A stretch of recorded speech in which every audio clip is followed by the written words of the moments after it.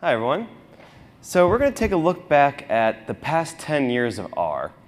I started getting into R about maybe 13 years ago. And when I finished grad school, I discovered there was an R meetup in New York City. And that's sort of my beginning of my journey. And it's been about 10 years since then, and a lot of things have changed. So we're going to look at R retrospectively in a few different ways. We're going to start with the community and see how that's changed a lot. So this particular meetup, it was back then called the New York R Meetup, started on April 2nd, 2009. 21 people RSVP'd, and far fewer attended. It was founded by Josh Reich, who went on to found Bank Simple. 10 years later, for our 10th anniversary, we had a meetup in April. Within 3 hours, 40 people had signed up. It was sold out in less than a week, and our only constraint now is space. We are physically out of room to hold more people who want to come. So for the 10th anniversary, we put up this graph here showing our membership growth. Zoomed in, it looks like this. And I created this graph originally for our 10th anniversary, and we went from 21 people to 10,697. Since then, we're now at 11,205 as of this morning.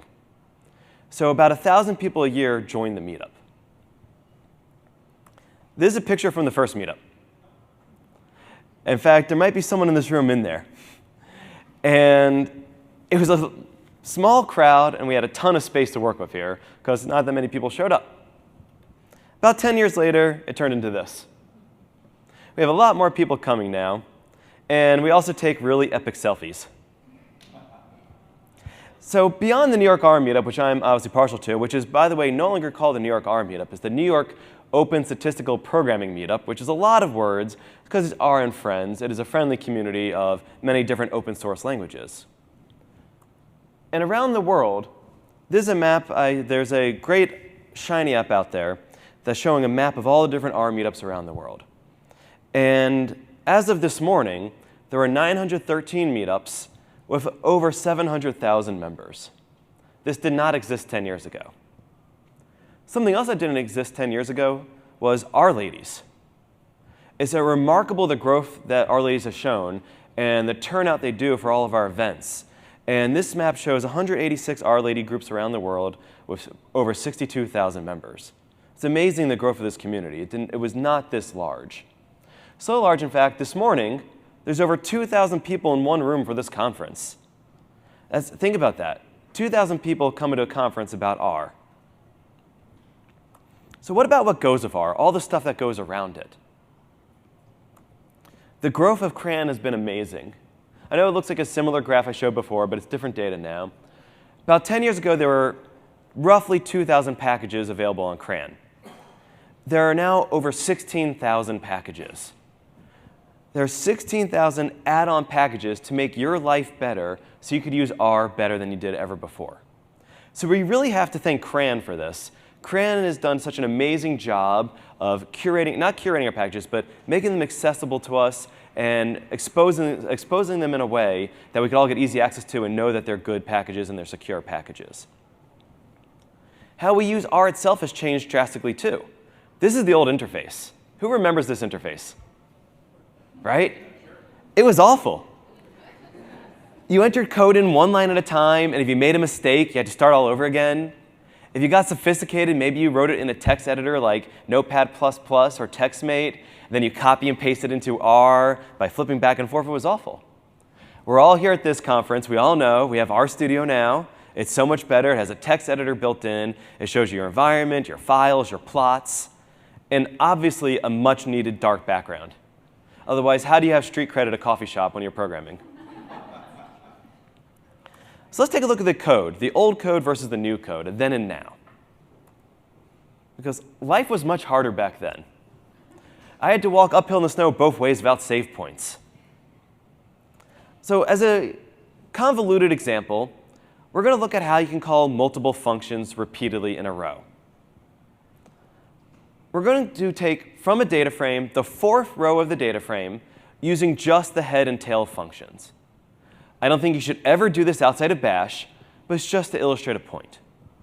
So 10 years ago, I would have written tail of head of iris, comma, n equals 4 close my parentheses, comma, n equals 1, and remember n equals 1 goes of tail, whereas n equals 4 goes of head. You read it inside out, like a nested Excel formula, and to be honest, like almost every other programming language is read. Thankfully, we have the pipe now. Iris piped into head with n equals 4, piped into tail with n equals 1.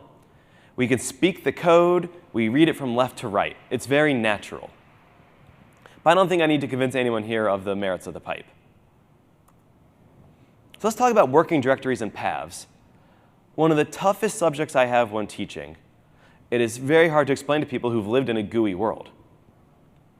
So I'm going to list all the files that were in a directory called data that's 2 directories back. So I would use the list.files function, go .. /.. to go backwards 2 steps and move forward. And this works fine.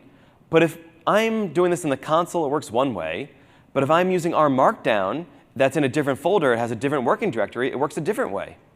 And I used to jump through so many hoops to make this work out. And plus, list.files by default only gives the file names. It doesn't give the path to the file name. So if you then try to read in these files, it's where are these files? I don't see the path. So 2 big improvements today. We have the dir ls function from the fs package, which gives you the full path to the files, but the here package with the here function. This allows you to combine the merits of both relative paths and absolute paths. It dynamically creates absolute paths on the fly, so your code works whether it's in the console or whether it's in a Markdown document, and it's really nice. Let's read in a CSV next. Read.csv has been around for a long time. I give it my old-fashioned path, I read it in, and I get back a data frame.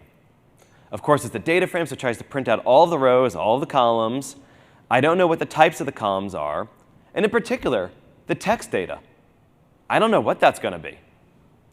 If we look at the class of the text data, it's a factor. By default, read.csv converts character data into factor data.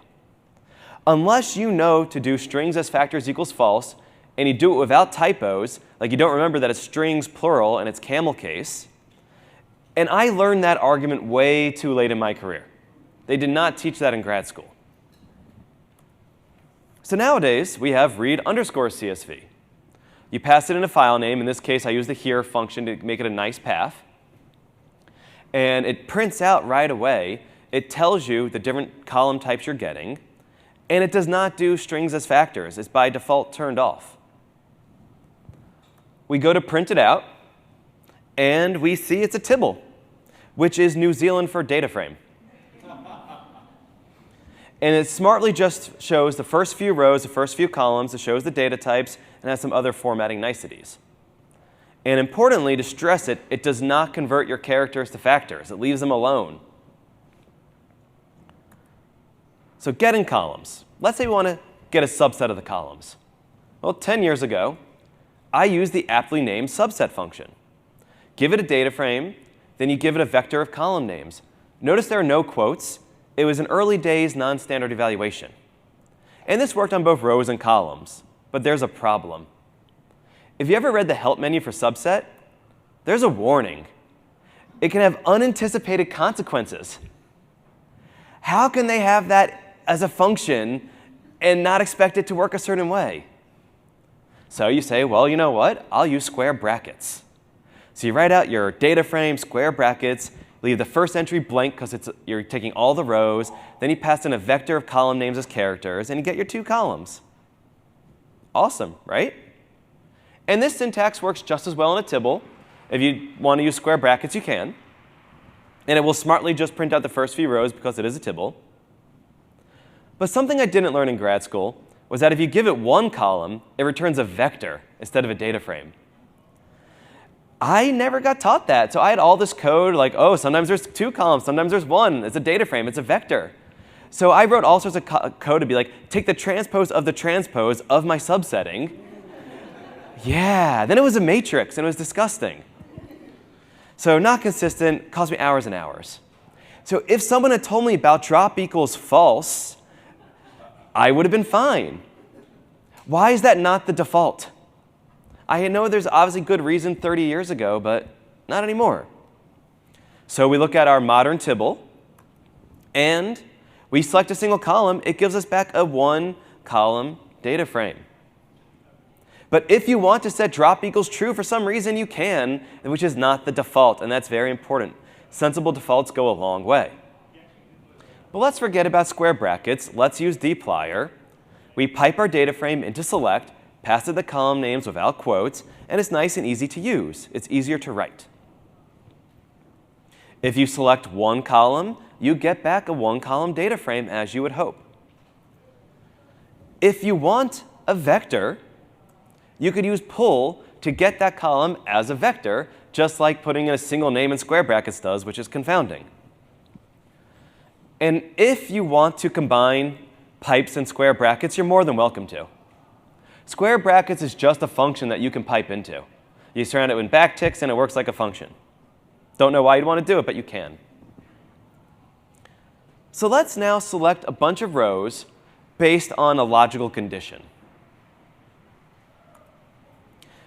We take our data frame, square brackets, in the first argument we put a vector with a logical condition. In this case, data frame $column. So we have to refer to the data frame pizza base multiple times. And of course, if you know me, there had to be a pizza example in here. So using modern technology, we pipe into the filter function. We only need to say the data frame once, and we just use the column name bear. This becomes more important when you have multiple conditions. So we want to have a condition on two columns. We have to say pizza base 3 times. Pizza base, square brackets, pizza base $price greater than or equal to 3, and pizza base $city equals New York. That's a lot of repeating yourself. With filter, we have pizza modern, pipe it into filter, and you just use the column names. You don't need to repeat the data frame. It's clearer. You get to focus on the logic. That's really important. So if you want to select both rows and columns simultaneously, with square brackets, you do your data frame, square brackets, your logical condition, which involves the data frame name again, comma, the columns you want, and you hope it's more than one column, so remember drop equals false. With dplyr, we get to do each step on its own line, its own function. We take the data frame, we filter it, then we select it. So let's see how plotting has evolved. There's been a lot of changes over the past year in plotting. For example, we're going to start with the example of the diamonds data set, because it's canonical at this point. This is a base graphics scatter plot. You can argue about its aesthetic looks, how if it looks attractive or not. But I first had to define the colors I'm going to use. I had to know how many colors I wanted. I used the formula interface for plot, pass it a data frame. The formula interface is actually kind of nice. But then I need to provide the color. So I take my colors vector, and I subset it based on a vector from the data frame using square brackets. Then I manually add the legend, and hopefully everything lines up. I spent about an hour and a half building this plot. I forgot how to do it. And back then, ggplot existed, but it was far from dominant. In fact, Lattice was giving it a run for its money. And I'm not going to show you a Lattice example, because I've never successfully made one of my own. So we have ggplot. Everyone here knows the syntax, probably loves it. You have ggplot, pass it a data frame, pass it aesthetics, give it a geom. It can do just about anything. We have fine-grained control. We have great defaults. Even though I'm not using the default theme, it's just easier. Then we come to box plots. Now, I'm not a huge fan of box plots because the box represents 50% of the data, which means the thin little line is half of your data, so you're throwing out half of your data. But it's easy. Box plot, give it a formula, give it a data frame, you're done. But we could do better with violin plots. I take a violin plot, I jitter the points underneath them, I add some color to the points, I throw in my quartile lines, and I get to see both the shape and density of the data. It took a lot more code, but I'm able to see what's happening in the data. I get a real sense. I can really tell a good story now. So we come to our favorite one-dimensional data plot, histograms. The hist function, not histogram, but hist, because you want to save characters. I pass it a vector. If it's a data frame, I do data frame $column. It's basic. It's unattractive. It's not great. If I do ggplot, I can get a lot more control. I can make the aesthetics look a lot nicer, and it's just a better plot. And if I want to, there is no shortage of interactive graphics. The HiCharter package lets me call HCHist. I still have to pass it in a data frame $ column. But look how great this is. And then if you open this presentation in your browser, you can hover and use this interactively. All with a simple line of code. And if you have time series, you can call the plot function. The plot function is overridden. It does so many different types of plots. Depending what object you pass to it, it gives you different plots. So you need to know that. You pass it a multiple time series, and it gives you a multiple time series plot, which is, kind of nice. I'm not going to say it's attractive, but if you have the forecast package or the fable and feast packages, you can say autoplot, and you get what I consider a much, much more attractive plot than you do with base graphics, all with still one line of code. And if you want to go interactive, HiCharter does it, or digraphs is another great package for interactive time series plots. So let's aggregate some data. Let's do a group by summary. If you use the aggregate function, you pass it a formula with the column you're going to compute on, the column you're going to group by on. You pass it a data frame, you pass it a function. It works, but it's kind of slow. With dplyr, you have group by, you have summarize. It's much more readable, it's faster, it's more SQL-like, so it makes a lot of sense to a lot of people. And it works on database and Spark backends, so it's really versatile. And if you want to aggregate on 2 columns, if aggregate, you need to use cbind on the left-hand side of the formula. I don't know who thought of this. I did not know how to do this for years. It was so confusing to me. Why am I cbinding 2 columns that are in a data frame? Now, summarize, you just pass it 2 calculations and you're good. Modeling has changed a lot, too. It changed so much, it became machine learning. And then it became AI. So we start with R's formula, and this is powerful. Traditional model formulation, this is a powerful tool. In fact, R won a statistical computing award for the formula. It lets you express your outcome and your inputs in a very nice fashion. You could call operations on individual columns. It automatically creates dummy variables for you. It's amazing. But it's been overmatched by wide data, and it doesn't really help you when you have new data you're trying to predict on. So now we have the recipes package. It's a modern design matrix calculations. It's highly programmatic. You list out all the steps you're going to take. You can list individual columns, or you could say all numerics, or all outcomes, or all nominals. You can create dummy variables. You use the prep function to get all the calculations ready, and you use the juice and bake functions to carry them out. I think Max went a little overboard of his food analogies here, but it works. So let's go fit our linear model, LM. It's easy, it's tested, it's fast. It's really fast. It's written in Fortran. You're not going to get much faster. Call LM, pass it a formula, pass it a data frame, you're done. Well, using parsnip, it looks like it takes more code, and it does. But you declare that you're doing a linear regression, you set your engine to be LM, and then you fit the model to fit function. The key part here is LM. We're telling it to use LM. If you don't want LM, if you want to go all Bayesian, it's the same exact code, except you change set engine to Stan, and now you're doing MC for free.